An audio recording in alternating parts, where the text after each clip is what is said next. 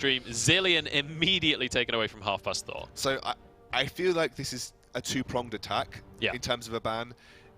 It puts Half Past Thor on a champion that maybe he's not so readily able to carry with, but also I feel it kind of nullifies and I don't want to say this lightly, almost the only reason MNM won their games in the promotional tournament. Now, it's not an easy thing to say. I know it's a bit of a controversial thing, but the reason that people lost to MNM, things like XL and I believe it was GLB, neither team knew how to deal with Zilean. Yep. Literally no team had a clue how to deal with the Zilean poke. They got consistently locked up by his stuns. They were unable to deal with the chrono shift properly. And taking away that Zilean, I feel, kind of gimps part of MNM's unique play style. That's one thing. That's one huge thing that me and you have been talking about MNM on stream is kind of this mystery factor in the mid lane of Half Past Thor. He plays these unorthodox champions, but with taking that Zilean away, certainly going to reduce that somewhat. But take a look at the rest of the bans here, because we have on one side we've got the Zilean ban, we've got the Cogmore ban, so really denying any hyper carry kind of comps. But take a look at the other 4 bans, all at the top lane. I have no idea what we're going to see at the top lane for this game, because Only Angel is clearly a feared player in the eyes of MNM. Yeah, so Only Angel was the chap that solo killed Alphari last week on Fiora, one of Alphari's best champions. It was something that we weren't expecting to see, just given the reputation that Alphari holds. So Only Angel has stormed in here as one of the top laners to watch, I believe, in the UK Premiership. He's been exciting to watch, to say the least. And although FM did lose eventually, he definitely put a bit of a fight for the FM Esports lineup. So it's Poppy, Quinn, and Malphite also. And interestingly, that Malphite is banned because that's something that Gash and Slash continuously picks up time and time again in that top lane. We've seen him play, I think, play it almost every single game, I think, in the promotional tournaments. And it's something that he is so comfortable on. I mean, Gash, Smoky Lemon, sorry, has been doing an absolutely fantastic job on that Lucian. We're going to see Kevin Batic picking up a Rek'Sai here. So his first game of the UK Premiership, going to be rocking with that Rek'Sai, which is, I would say, one of the most standard junglers, really. Kind of very much a fallback jungler for a lot of players. It's not a jungler that's necessarily that mechanically difficult, and it's a jungler that has fit into a whole lot of metas just because the kit for Rek'Sai is just such an all-round kit. You can fill many roles with it. Yeah, as a champion, she has that kind of ability to do everything. She can farm, she can counter jungle, she can gank. And what's so interesting about Rek'Sai as a champion, she has these abilities to take very unique jungle routes. You know, unique jungle pathing. You see in the top lane, she's one of the only champions that can burrow on the blue side. She can burrow through blue side top lane, get past the turret and provide a gank behind the top laner. Very few other champions can do that without drawing turret aggro, taking a bit of turret damage as they run through. Rek'Sai can do it very easily. It's such an interesting way and dynamic to run a jungler with, but she has kind of fallen to the wayside compared to things like Nidalee, Gragas, and Elise so far. She's been coming out in a few games, but interesting to see her receive such priority with things like Nidalee, Gragas, and Elise still up. Well, let's take a look, because the Soul Stealer bot lane has been locked in by FM here. Kalista Thresh, once again, we saw this in the first game, and in fact, this entire composition so far from FM entirely mirrors the composition that we saw picked up by the Banditos, bar Gragas, but Gragas is still open. So and probably not going to get picked by MNM, so should they try and put that on. And I know Kino Combo is a fairly keen Gragas player. He's played it quite a lot. I'm going to look at the few picks that have come through here from MNM, because actually, I'm pretty sure every team so far has banned Lulu versus Half Past Thor. So he now has got it through the pick and bans. Zilean was prioritized, but now he's picked up this Lulu. It's the first game we're going to see him play as Lulu. And take a look at Half Past Thor's playstyle, right? We haven't seen, I mean, I know a lot of you guys at home might not have seen Half Past Thor all that much. I've cast him quite a lot of times just from tournaments in the past. He's a very passive, basically he loves to farm. He loves to kind of... UK's Froggen. Yeah, essentially. I was about to say he was kind of brought up in the time of Froggen and Expeke farming for 40 minutes. And that's kind of the style he likes to play. And then there's more defensive mid laners. Lulu is the epitome of that kind of mid laner. He's going to be able to play that supportive style, and he's going to be able to help out the rest of his team. But take a look at the top laner that we've just seen locked in here. Irelia. Only Angel going on the Irelia. Now, we just said Only Angel is our top laner to watch. And Irelia is definitely a champion that can make those flashy plays and can hard carry games. Yeah, and also you saw them hover over the gangplank for Gash and Slash. Irelia does pretty well against gangplank in the sense that if you put someone on top of gangplank, it's very difficult for him to deal with them because he's got a... The only way gangplank escapes ganks is if he's got a barrel pre-set up and then can proc it when, or rather escape all in, so he can proc the barrel when they're on top of him, and then he can run away as they're slowed, because he gets the movement speed increase, they get the movement speed slow. Difficult to do that against Irelia, especially in the areas that Irelia shines, which is the sense that Irelia shines in levels sort of 7 to 9, where Gangplank won't be easily able to throw down a barrel and then also escape with proccing it as Irelia has jumped on top of him. Well, I will just interrupt you because Gangplank's not going to be locked in anyway, and we have been baited and outsmarted, my friend, because Karthus has been locked in for Half Past Thor. We were talking about that meta years ago. Well, this is a champion that is also from that meta. Half Past Thor going with... basically the king of farming. I'm pretty sure this is the champion that Froggen has the farming record with anyway. Yes, I believe that was a few years ago now, where it was like 300. Yeah, I think it was season 3 or something. 300 at 20 minutes or 300 at 25 minutes. It was something like that. I think he has two actually. I think he has both records for the fastest at 20 minutes, the most at 20 minutes, and the fastest at 300. Fastest at 300, so, yeah. I'm not sure what the actual numbers are, but Half Past Thor going to be playing Karthus, which is a champion I haven't seen for. I don't think I've seen him in a competitive game since the rework. That's another curveball. That's, again, something I wasn't expecting to see. I mean, like, Sean 17, I almost guarantee that he hasn't played Corki into Karthus. Like, how often do you see a Karthus in solo queue? He may have done it once or twice in his like... The only times I see Karthus in League of Legends these days is if I watch a Zingy stream. Yeah, that's about it. And that's usually Karthus jungle or something like that. Yeah, or Night Blue, maybe. Yeah, I mean, I haven't seen a Karthus in a long time, but he still has that same essence to his kit. Yeah. Where you basically play the guy who runs into the middle of the team fight, attempts to do as much damage as possible and Kill dies, yourself. and then uses Requiem or something like that. It's an interesting combo, though, with the Lulu, because you could potentially keep Karthus alive for a little bit longer, allow him to do more damage with Defile and the later waste. I'm just thinking, we haven't really seen Lulu and Karthus in the same meta at any point.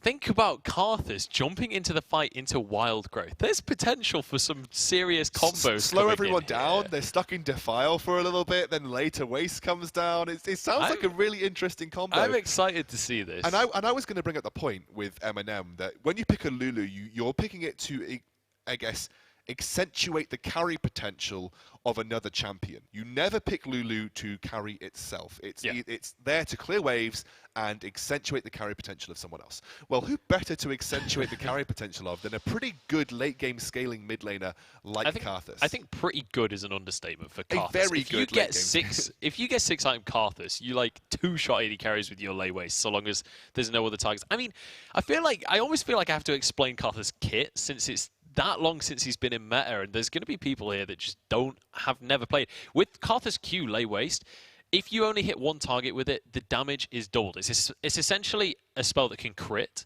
So late game, once you've got that Death Cap, once you've got your Rod of Ages stacked up, or however he chooses to build the Karthus, that Lay Waste, if you can land it onto an AD carry, will just obliterate that. Let's be honest, it's Half Past Thor. He's going to go Rod of Ages. He always goes. He will go Rod of Ages. He goes Rod of Ages on every champion. Rod of Ages tier. Are you ready? The Catalyst tier start is But what I like happen. about Karthus is you're playing it into a Callista Corki who, given the way they like to play, generally, especially when Corki has the package, is going to want to be going straight into the midst of a team fight looking to burst. You're going up against an exhaust Karthus. Exhaust comes down, Corki's stuck in the middle of nowhere. The wall comes down, Callista and Corki slowed. I like the pickup. It's a pretty good... Yeah, absolutely. I mean, it's kind of a clash of two different styles here. There's so much all-in going to be coming out from this side of FM, and it's going to be down to whether or not MNM can protect this Karthus. And I mean, Gash and Slash is going to be trying his best. They've got a Braum in the hands of Prosper as well. As we head towards the end of our champion select here, we're going to be jumping into the game shortly for this one. But overall, these two compositions, I feel drastically different in playstyle here. Yeah, definitely. The composition from MNM, they're not going to be able to split push very effectively versus the Aurelia with the Lulu. One second. Thought I was going to sneeze. I'm about to sneeze. They're not going to split push very effectively versus the Aurelia with the Lulu. They succeed far better in smaller skirmishes and teamfight situations where their composition is going to come into play. You know, you have that Karthus, he lives for the teamfights, he lives for the skirmishes and the sieges. You know, that Lay Waste is a pretty effective siege tool with the Glitter Lance. So they are unlikely going to be leaving Lulu in a split push scenario. They're going to be wanting to force fights, force objectives, and just try and siege towers as much as they can with the Karthus and the Lulu. Yeah, my concern right now for the MNM lineup is they're great if they're on the front foot in a siege situation, but where does the wave clear come in? Because Karthus has to stand in the wave to clear it. Lulu is the wave clear if they don't lever in a split push. This is the thing. If you're behind, you're going to be under a lot of pressure. Anyway, let's talk about that as we head onto the map. Let's get into Summoner's Rift for our second game of the day and the second game in the second week of the ESL UK Premiership. It's going to be FM Esports up against Molotovs and Marshmallows. And take a look at this start coming out from FM. They're looking to try and make something happen. Sale Hunden going to have that death sentence to try and land the hook onto Gash / Slash. Is he going to be able to find it? No. Nice little juke. Only Angel goes straight in with the Blade Surge. Interesting that he's leveled that up first. Gash / Slash missed a 5-man Glitter Lance there. Could have spelt his doom had he not juked that hook right at the last moment. Yep. And they are looking for some deep wards here, maybe expecting a potential lane swap coming out from MNM, but you can see Smoky Lemon very deep into the enemy side jungle. Harper's Thor there in that mid lane. And you can see Braum in the top lane is kind of giving the signal that there's potentially a lane swap here. I'm really curious as to how this pans out. I legitimately have no idea how this game ends up going because it's so long since I've seen some of these champions. I mean, you've got the Aurelia, you've got the Karthus. It really... I feel like it's going to depend a lot on how well MNM weather the storm in the early game here. Yeah, and actually you're seeing here Smoky Lemon head towards that top lane. And actually, due to the warding from FM, they have complete idea that this is taking place. And they're choosing not to react to it. They are going to head towards that bot lane. Again, this is a kind of, I think, the way you play against the composition. The only way they lose pretty hard and pretty decisively is if Gash / Slash loses to only Angel in a 1v1. He can't deal with him in a split push. He can't clear waves against him. And that just means it's completely unfeasible for MNM to go for the 5 versus 5 because they're just going to lose to only Angel very, very effectively pushing in these side lanes. And you can see Half Past Thor here just starting to clear things out. The one thing that Karthus does struggle with is a lot of burst and hard engage. That's why you see a lot of them take exhausts in the mid lane. No hard engage coming out from Sean on the Corki, however. So he's probably going to be able to remain fairly safe throughout this laning phase. It's really things like Fizz, Talon, those kind of champions that Karthus has classically done very badly against. So you look at this matchup here, it's not something that we've seen very often. He probably will be very easy to hit with phosphorus bombs. Yeah. However, I don't think he will die 1 versus 1 here. Harpastor's not known for dying 1 versus 1 anyway, but it's again even less likely, I think, as we go forward here. Yeah, look at this coming out from MNM. Really like this rotational play. They've already gone in, invaded for this blue buff, and now they're heading up maybe for an early push onto this top lane tower. They've got a pretty decent-sized minion wave to work with here. I would have liked to see Kevin Batic come in and maybe help him with the push, but I would think they should be able to get this one anyway. And in fact, he's going into the mid lane where Sean17's already incredibly low. He's got his flash available and he gets the knock up here. That's going to be first blood going over. Kevin grabs that one. Half Past Thor gets an assist. And fantastic start to the game for MNM. Great start to the game for MNM. And you saw actually Blue Buff, I think, went over to Gash / Slash here, just allow him to continuously push waves. You know, able to allow him to farm a little bit better now having that blue buff. And again, nice ganking path from Kevin Batic. It's something that is fairly unique to Rek'Sai. They can just burrow through and be that aggressive kind of jungler in the early game. And compared to Kino, who hasn't had that same kind of success, he hasn't had the same opportunity, but they do trade turret for turret here.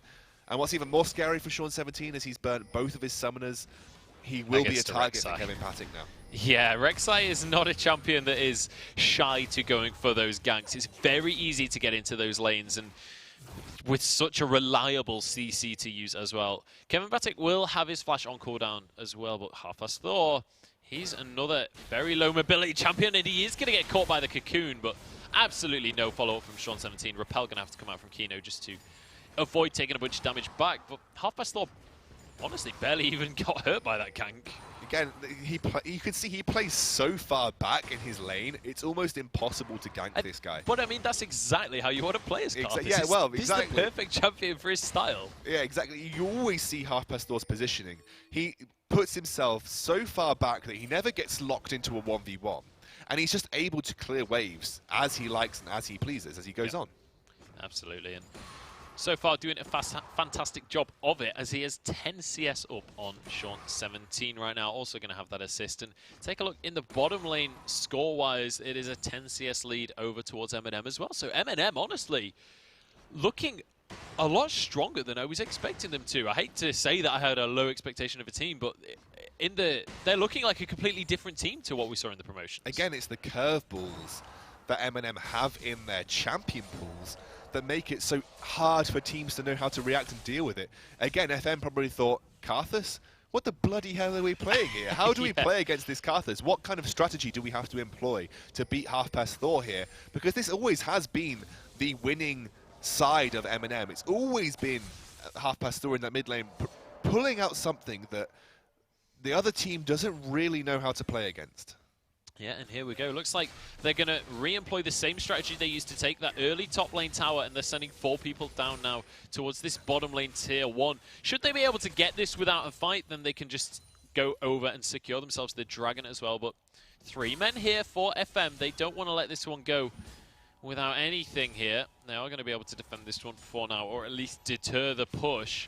But Kevin Batic, taking away these Razorbeaks, could look towards the mid lane, and he will do so. Sean17 going to be slowed. That's going to be the Valkyrie denied, but we'll be able to just about get away. Half Past Thor, though, he's now level 6. He has that Requiem. Yeah, but also you saw there, that's kind of the drawback of Half Past Thor's positioning, that whenever the jungler does look to gank, it's so obvious when you're expecting a jungle gank. Because Half Past Thor has to get close to you to deal damage. You know, when Half Past Thor's looking to trade with you, you're likely expecting a gank. There is absolutely no other reason that Half Past Thor will look to try and lay waste his opponent if he isn't going to receive help from the jungler. So it makes it a lot more easy for Sean17 to deal with any sort of body language in that lane from Half Past Thor.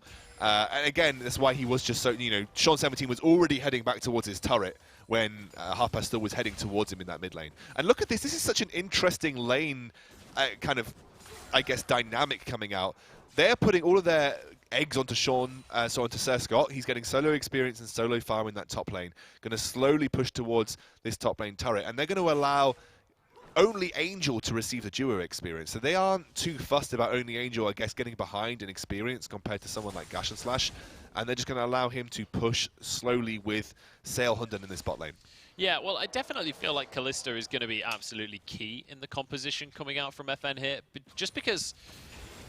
oh, actually, we have a fight going on. Sail Hunden will be able to get away with his flash. Does manage to hook up Prosphere, who'll take a good chunk of damage, but it's really not something that only Angel can commit to, that fight. But Kalista definitely going to be absolutely key in this composition, purely because Karthus struggles if he can't land his lay waste. That is a huge part of his damage, and Kalista is going to be able to dodge that so well. Kino combo down to less than half HP. Only Angel is going to go in on this fight as well, as Kevin Batic is going to be locked up. Requiem comes out, and that might just be enough to deter the lineup of FM. Looks like Sail Hunden can't quite get close enough with the Kalista ultimate. Sean17 coming in from the side though, and this is quite a nice gank coming out. Only Angel jumping forwards with the Blade Surge, and MNM, they're so low, but they might just get away with this one. The gap closers come out, and it will be enough. In the meantime, Half Past Thor just pushing away. Of course he is. Half Past Thor's not going to move from his lane. He never does. Well, I mean, on Karthus, you don't really need to. No, exactly. It's the Gangplank effect. It's the Gangplank effect. You could just use that Requiem and affect team fights or skirmishes across the map without ever having to move. Gash and Slash is just going to slowly push this top lane. Interesting that Sir Scott then moved to rotate bot lane to try and make something happen with only Angel. It's a good thing he turned up when he did, because actually it kind of turned the tide of that gank that Kevin Batic was looking to put down in that bot lane. He is actually going to try and take this blue buff away here. Aggressive jungling. Gash and Slash will come and help. This has been a really good start so far for Kevin Batic. This is the first Premiership game we've seen him in, and so far taking 4 out of the... Oh, sorry. I can't count. taking a whole bunch of buffs. He's taken 6 out of the 8 buffs. That's it. That's good maths.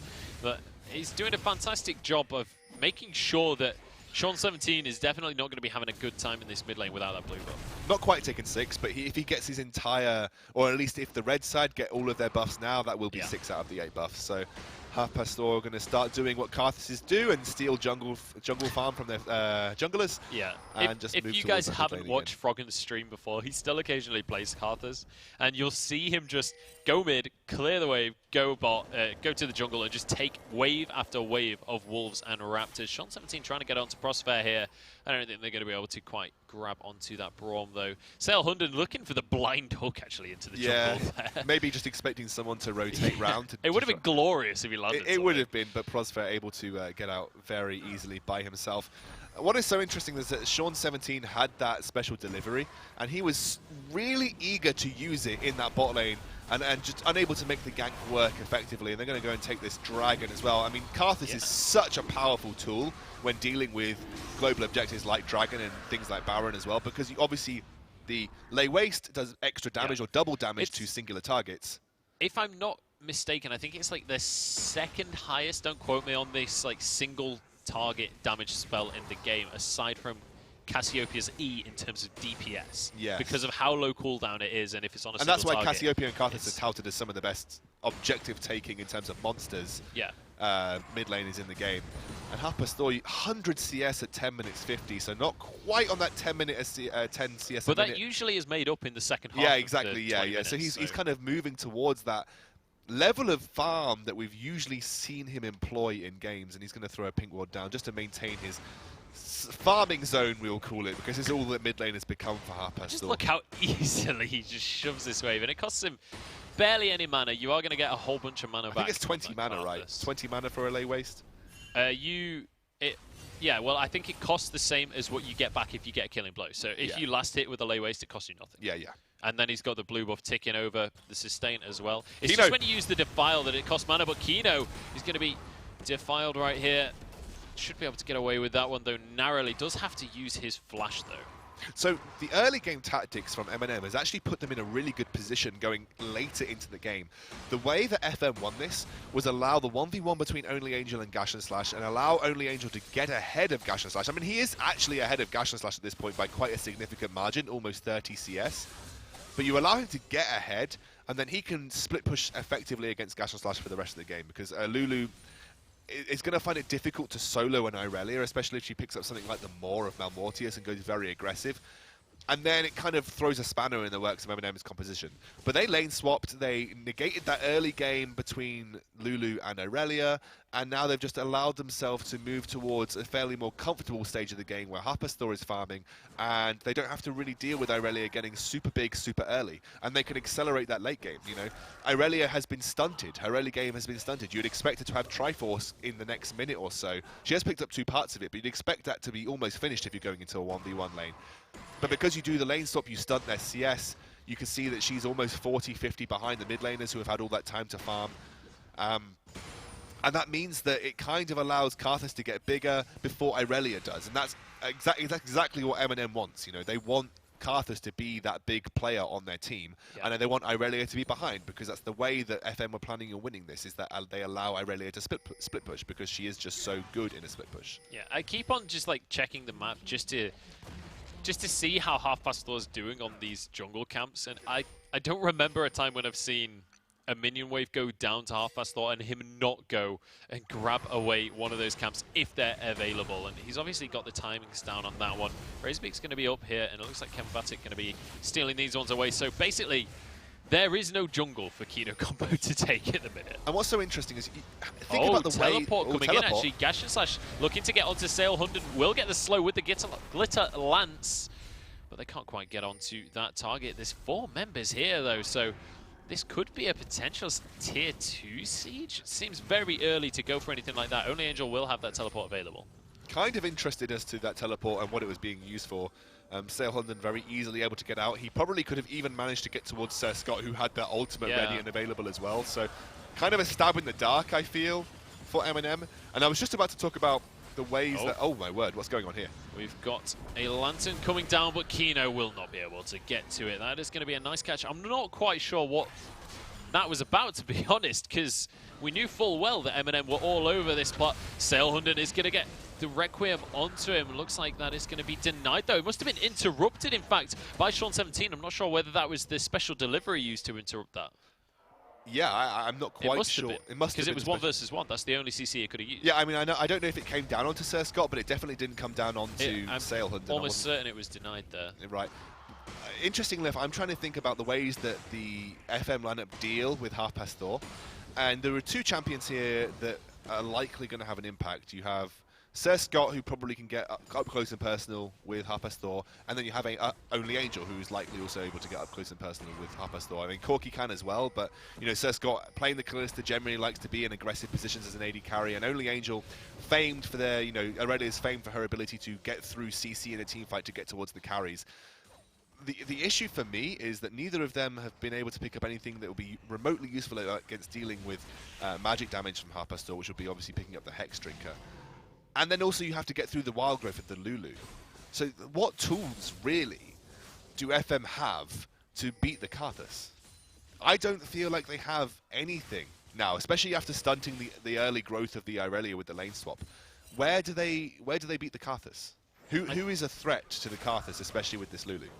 I think the key thing here is going to be kind of these next few minutes. If we see FM really kind of crank up the speed at which they're playing and start to make things happen now, maybe they can get a lead and start to snowball. But if they allow this to stalemate, Karthus is kind of one of those champions that pretty much infinitely scales. He is absolutely terrifying. But here we go. Sean17 jumping straight into this top lane, and Smoky Lemon and Gash and Slash are going to get caught out. That's going to be Smoky Lemon going down. And there's 4 members here for FM. Repel has to come out to dodge away from the tower. Kevin Batic incredibly low, but Sir Scott's actually been kind of zoned away from his team here. Prosphere and Gash and Slash just don't have the damage to finish him, but they are going to be able to survive this one. So only 1 kill taken here for FM, and Kevin Batic might just find himself a Thresh to take down. Challenging Smite is not going to be enough, as we do see Sir Scott pull his support to safety.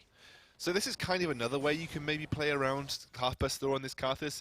You ignore him and you try and deal You try and deal with everybody else on the side of MNM. So even in a team fight, you just say, okay, Karthus, he's going to be a threat, but let's not blow our resources on Karthus. Let's blow our resources on Smoky Lemon and Gash and Slash, and then we have to deal with the Karthus afterwards. It's kind of an interesting tactic. I don't think it will work. I think it'll work at this stage of the game, but not in the later stages. When you get to a 6-item Karthus, that is not something. Because that's kind of what they did just there. They were like, Sean17 was like, do you know what? Screw this. I'm not going to lane against Half Past Thor. Allow him to push by himself, whatever.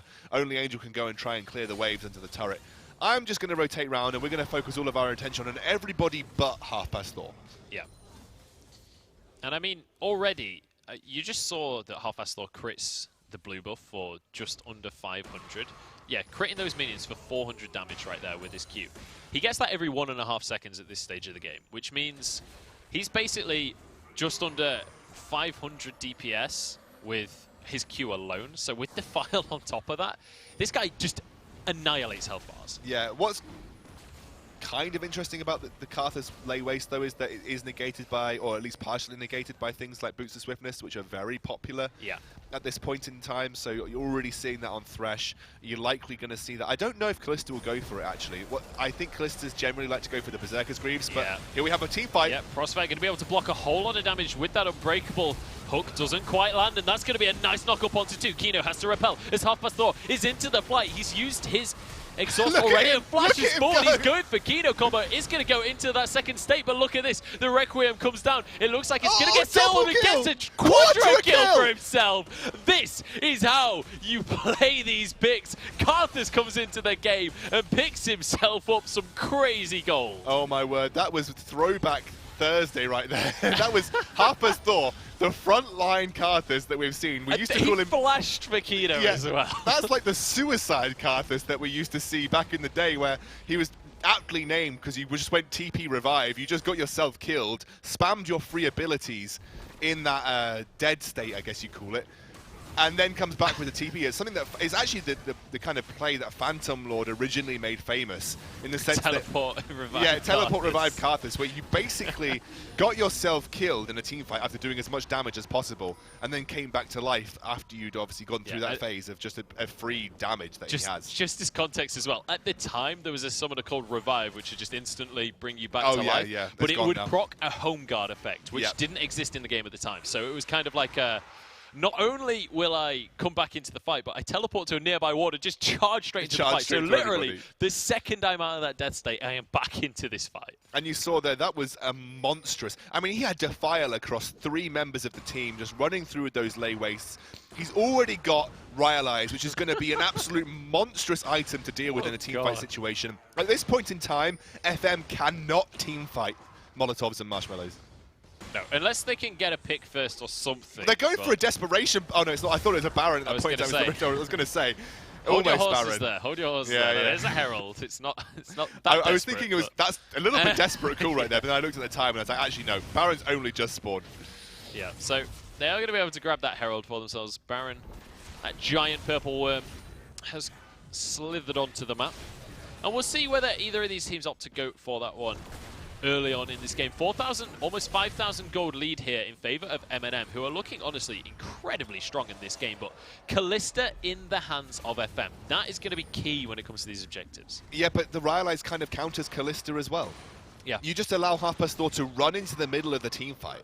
He's got Ryalize and Rod of Ages. He's at this point in time... Then he'll go Zhonya's. Yeah. At this point in time, he's fairly tanky.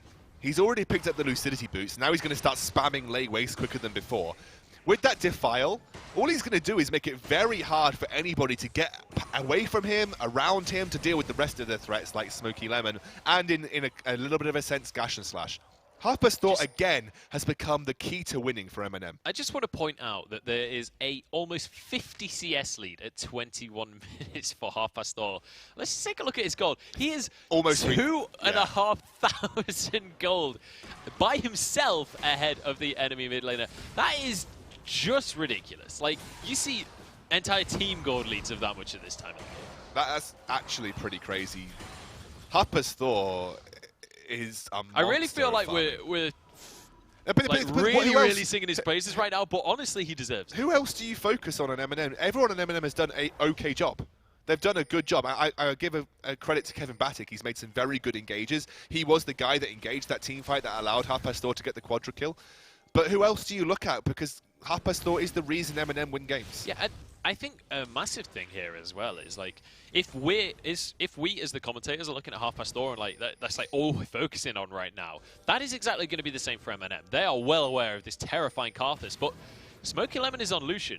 He's got 2 assists. He's got 180 farm at 22 minutes. He is not something that's not going to do damage. And look at this. Look at how fast this is going down. Harpastor can just can't react to it quick enough. Melt this, but Harpastor is nearly out of mana. That is a disadvantage of Karthus we've not talked about. Is his mana costs are incredibly high. I don't know if they can finish this one fast enough. They can. They're going to take this. And actually, they're looking to fight. Harpastor, I don't know if they want to go with this while he's completely out of mana, really. No, definitely get him back towards base and pick up some regen on the mana. This will allow FM to potentially take this mid lane turret, but no, Harpastor is there.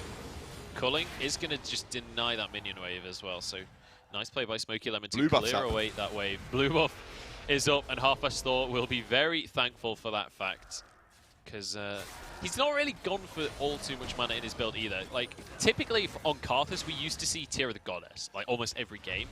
He's gone for that Rod of Ages, so decided not to go for that tier, and that is going to mean that he kind of struggles for mana without that blue buff, at least in the early stages. Yeah, for sure.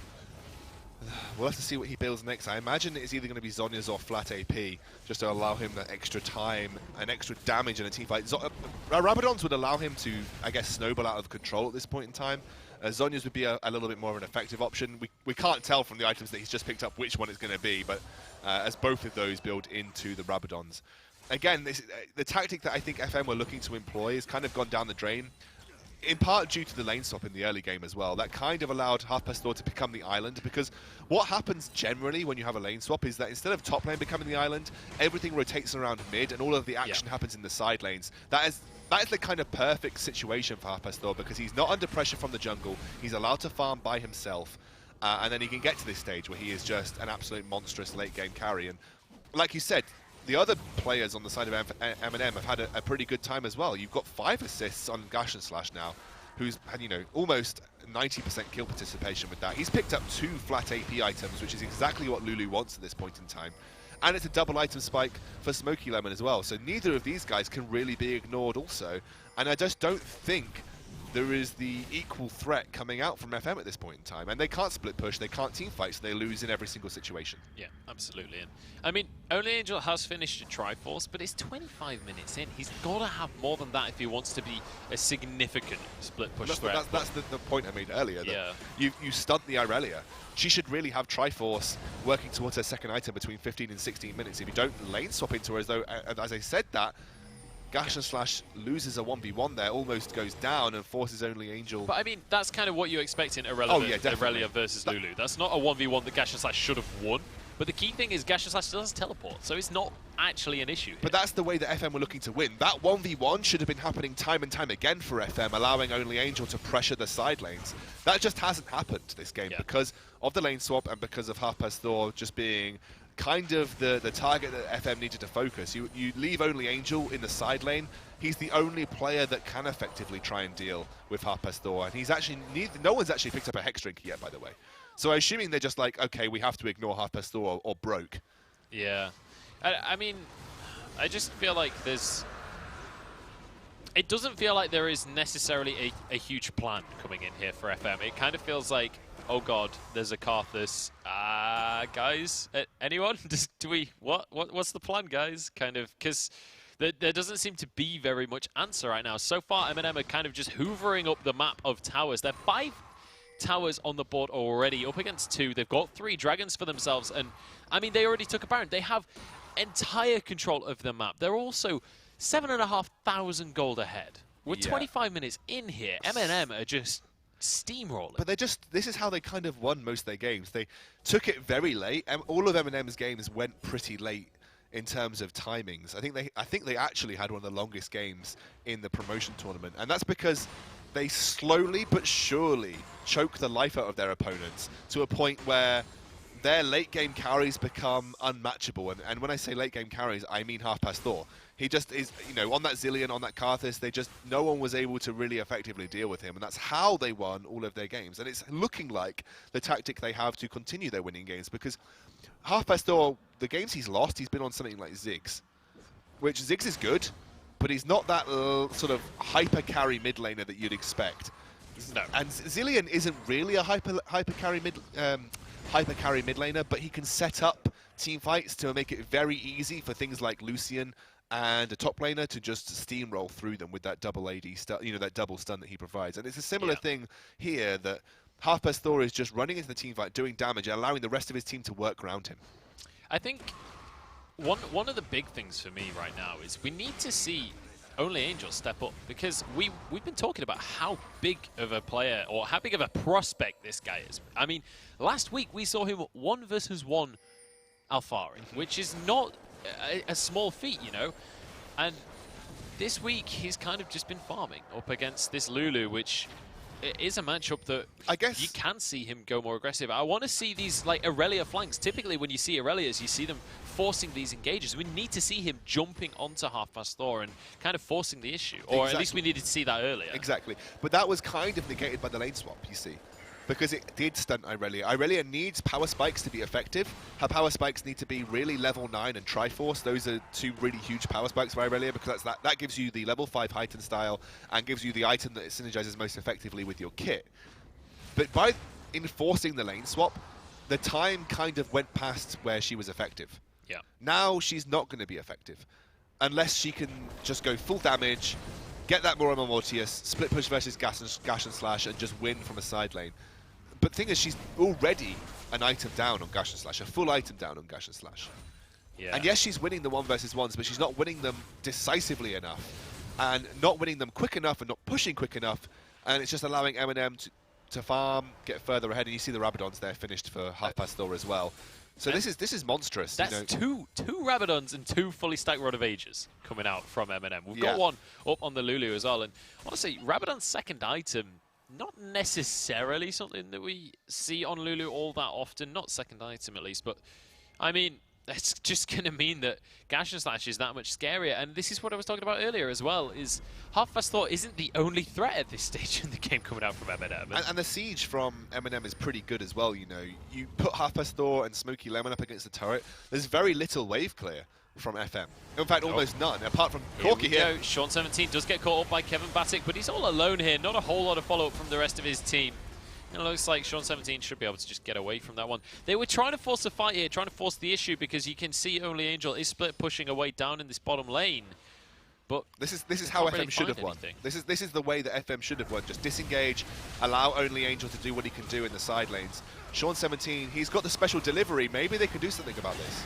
I like this, though, coming out from MNM. They're kind of like, okay, you want to go to that bottom lane, we'll just start Baron. Half-Past Thor gets caught up by the Death Sentence, though, and this could be the fight that FM have been looking for. Half-Past Thor incredibly low. The Ignite is ticking away, and he will go down to the Rend of Sir Scott. That's going to be Requiem coming out, and that is going to be a kill coming across. Smoky Lemon grabs himself a double, and despite taking out the Karthus early, we are going to see... Oh! Sean17 denies the teleport. Gash and Slash will finish off the kill, though, but Only Angel did take an inhibitor tower. Now Kevin Batic trying to finish off this Irelia, but there's 3 men down for FM. They did manage to get a tower, but they lost out on the Baron. In fact, no one got the Baron in the end. Only Angel just desperately trying to escape this one. Kevin Batic gets the knock up, gets the challenge in Smite. I don't know whether or not he's going to be able to finish this one off. It doesn't look like it, because Only Angel is out of there, ladies and gentlemen. Teleports on back to base, but this is going to be an inhibitor tower for sure for MNM. So this was a really close thing for MNM here. This is kind of what Only Angel was planning to do,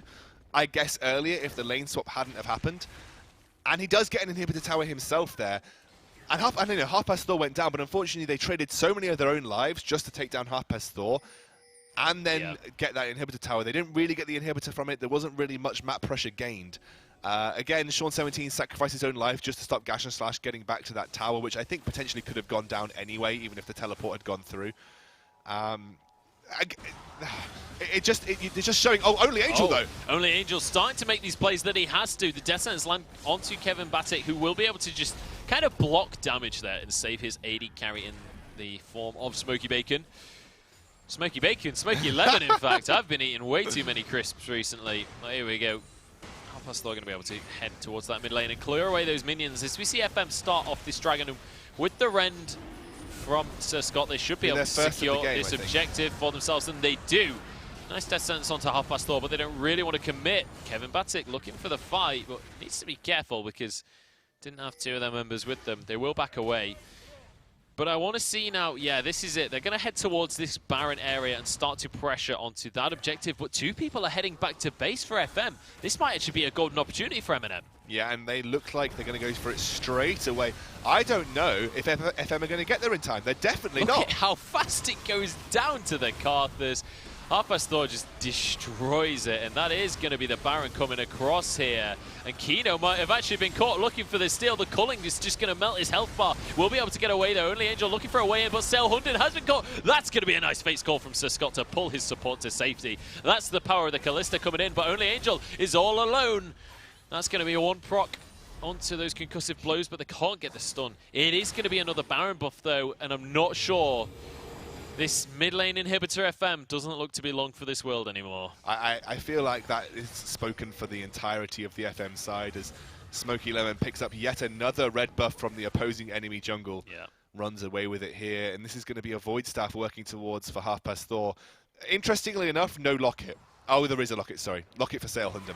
Again, that's a nice item to pick up against the Locket. I thought maybe Elise would have picked it up, but no, that's gone over for Sail Hunden. So that's a good item to pick up against a Karthus, but at this point in the game, it's going to be slightly less effective because Karthus is really, really fed, doing a lot of damage at this point. And, and the Locket, as nice as it is, doesn't really protect your team from a Karthus with 300 farm and almost 4 items. It's just not something that's going to happen as Sir Scott. Sir Scott is going to be able to get the Dark Passage to safety, but is it enough? Requiem comes through, and that, ladies and gentlemen, is the power of more of Malmortius. That saves the AD carrier's life, and this is going to be the inhibitor, though. So even though he escapes with the kind of skin of his teeth, it is going to be more than enough to blow this map wide open. So the more Malmortius shield, by the way, is 357 magic damage for Sir Scott right now. Yeah. So that burnt through all of his life and that shield in one Karthus ultimate. So should that not be available, that is going to be really, really horrible for Sir Scott to deal with. I imagine maybe even a Starex Gauge could come out, because that will just provide more and more protection against the Karthus alongside that Moroma Mortius. I'm very curious about the build Harpastor is going for here, because by the looks of things, he's looking towards a Void Staff next, right? Yes. Which obviously, you know, maximum damage, but I really feel like he already does terrifying damage at this stage. It's all of the Moors that he's facing. There's a Moor on Irelia, a Moor likely coming out on Sean 17, a Moor on Sir Scott, and a Locket of the Iron Solari, as well as a Spirit Visage on Kino combo. So there is a lot of magic damage, resistance that he has to penetrate. I mean, I agree with the idea of a Void Staff on Karthus, but I do feel like there's a lot to be said for Zhonya's at this point in the game, because he's definitely going to be a target of a whole lot of focus from FM. Does he does he mind if he's the focus, though? Because this is kind of how I think he's looking to play this Karthus. He's such a threat that they have to blow everything they have on him, and even when he goes down, he just uses Requiem, right? So that allows the other threats of Smoky Lemon and in part Gash and Slash free time on the enemy team. Because once everything is blown on Harpastor, you know that he's going to have 7 seconds or so of free damage. Yeah. So does he matter? Does it matter to him if he's the target? He just wants to do as much damage as physically possible while his team while he's being the focus, so his team can just work around him. Yeah, well, fair enough. And I mean, so far he's been playing fantastically, so I don't really want to question his decisions too much. He's obviously a far better Karthus than I. But 4-2-4, and he's finished his Void Staff now, so... 680 damage is the singular target damage on the later waste. Oh, Kevin Batic locked up underneath the tower there. Going to take a little bit of damage, but he's got plenty of armor on him right now. Deadman's Plate, as well as the Randuins. He is... he's not shy of tankiness at this stage, but here we go. They're starting to pressure onto this tower. Gash Slash going to be caught by Sailhunter. I'm not really sure Lulu's the right target, though. And look at that, Smoky Lemon immediately answers with the culling and Sailhunter and regrets the decision to really contest anything against MNM right now. And we kind of forget that Harpastor also has the Wild Growth to back him up. So Zhonya's is great, but Wild Growth kind of provides a similar kind of layer of protection for him, because it gives him that extra time needed. And that's extra time that he can actually do damage in, because he obviously can't do it with Zhonya's apart from the Defiles. So I kind of like this from Harpastor. He's just saying, I'm going to sit here, do as much damage as physically possible until I die, and then I'll just do more damage after I die. Yeah. And, I mean, well, that is pretty much Karthus in a nutshell right there. And, I mean, let's take a look at the builds coming out from the other team, because as you say, we've got 2 Moors already. We've just finished a Starex Gauge here onto Only Angel. So Only Angel is definitely starting to become a threat. He's on 300 CS, and the other 2 carries are not too far behind as well. Like, the Moors are not the ideal item to be going. Kalista doesn't mind. Irelia definitely doesn't mind.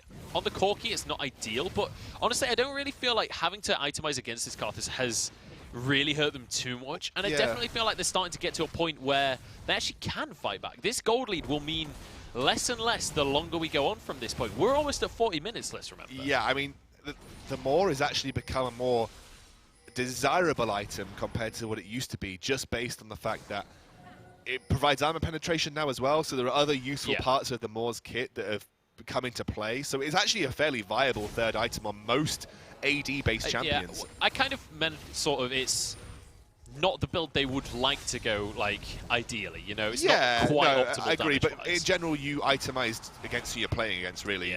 So it's going to be 4th Dragon in contention here for MNM, and 2nd as Kevin Batic comes in here. Does indeed. Looking for the fight onto Kino combo. Going to force the repel here. In fact, Dark Passage comes out to spoil the Pyder to safety. That is going to be a red buff. I think that was taken away, actually. Sailhunter gets that one with the death sentence. So I've been super impressed with Sailhunter, to be honest. His death sentences have been probably game-saving here. Yeah, I mean, this is something that I kind of shouted out in the team sheets. His Sailhunter, despite them losing their first game, was fantastic on this Thresh. And I think later, towards the end of the season, we're going to start to see Thresh bans towards FM if they can get some wins on the board and become a threatening team. This has actually been a low-kill game, by the way. It really has, yeah. Apart from that quadra kill on Harpastor, we haven't the few kills we've had have been spectacular. Yeah, but we haven't really seen much action otherwise. And there's a lot of pressure to be put down for FM here. They're going to allow only Angel to continue to split push. Then they're going to have that inhibitor respawn in the mid lane. Half Past Thor stepping up to the plate here, just slowing people down. Cullen comes through. Kevin Batic looking for it. Yeah, there we go. Flash triple knock-up coming out from Kevin Batic. Can they finish it though? Sean gets knocked up. There's the concussive blows and Smoky Lemon finishes him off. Flash wall of pain coming out from Half Past Thor, and a double kill comes through onto Smoky Lemon. Wild growth onto Prosper as we see the giant Braum headbutting the inhibitor. That is going to be the mid lane inhibitor taken once again. Kevin Batic happily going to tank away this top lane tier. 3 tower and MNM. They're looking to start to close this game out here. They'll surely win this from here. There's no threats left on the side of them. Half Past Thor gets locked in. Here we go, Sale Hunden getting the box out onto 3. Kino combo.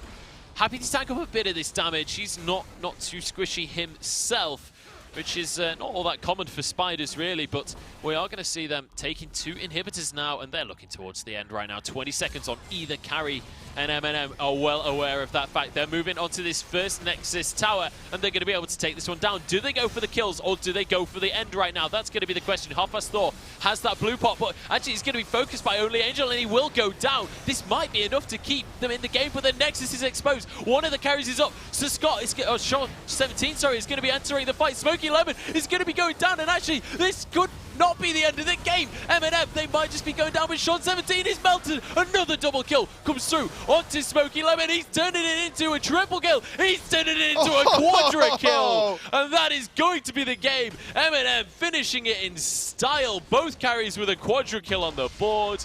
And MNM, what a performance coming out from them. Playing the game to their play style and playing it to perfection.